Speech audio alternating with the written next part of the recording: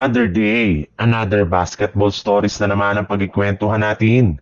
At ngayon nga ay ang balitang pagkuha ng Golden State Warriors kay Zach LaVine. At ang balitang desidido na nga daw ang Golden State Warriors kay Giannis Antetokounmpo.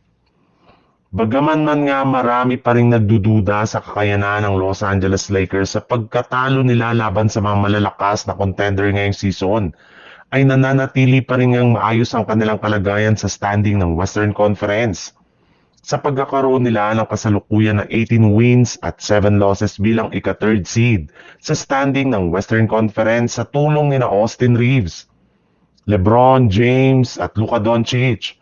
Pero hindi lang naman nga ang tatlong ito ang kasalukuyang bumubuhat ngayon sa Lakers ngayong season.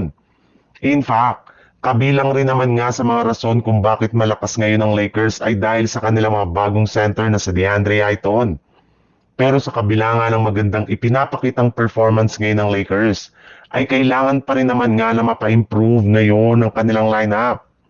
At isa nga sa mga pwede nilang gawin dito ay ang pagkuha kay Zach LaVine mula sa Sacramento Kings gamit ang kanilang mga players na sina Rui Hachimura, Gabe Vincent, Dalton Kenick, Maxi Kleber at isang future first round pick. Sa ibang balita naman, kinumpirma na nga ng isang NBA insider na hindi pa rin nga daw talaga sinasarado ng Golden State Warriors ang posibilidad na pagkuha nila sa isang trade kay Giannis Antetokounmpo mula sa Milwaukee Bucks. Mismo ang kanilang team owner na nga ang nagsabi na gusto na makakuha ng isa pang malaking pangalan sa NBA na may pangtatandem nila kay Stephen Curry para sa ikakaganda ng kanilang future ng kanilang prangkisa. At ang pinaka-target at pinaka-prioridad nilang kunin ay si Giannis Antetokounmpo. Naniniwala nga ang kanilang team na once na makuha nila ito ay sigurado nga na magiging unstoppable ang duo ni Giannis at Curry sa kanilang lineup next season.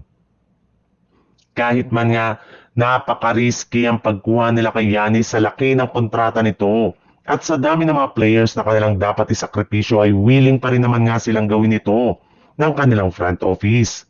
Magiging worth it rin naman nga ang kanyang pagsasakripisyo ng player kapag nabuo nila ang tandem ni Giannis at Curry na makakapagbigay sa Warriors ng mas mataas na tsansa na makakuha ng kampyonato.